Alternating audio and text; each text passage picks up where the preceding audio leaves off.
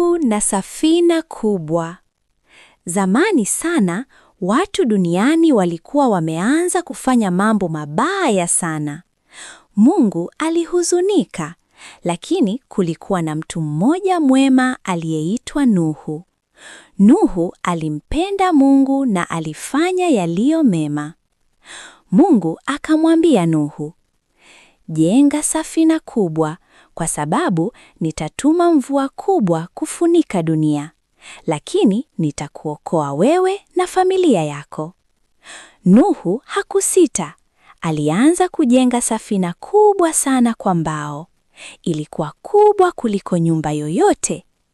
Watu wengine walimcheka Nuhu, wakisema, "Hakuna mvua, kwa nini unajenga mashua kubwa hivyo?" Lakini Nuhu aliendelea kumtii Mungu. Siku moja, wanyama walianza kuja wawili wawili: simba, tembo, twiga, ndege na wengine wengi. Nuhu na familia yake waliwaingiza wote ndani ya safina. Mvua ilinyesha sana, siku 40 na usiku na mchana. Dunia ikafunikwa na maji. Lakini ndani ya safina, Nuhu, familia yake na wanyama walikuwa salama. Baada ya muda, mvua ilisimama. Nuhu akatuma ndege, njiwa, kuona kama maji yamepungua. Njiwa alirudi na jani la mzeituni.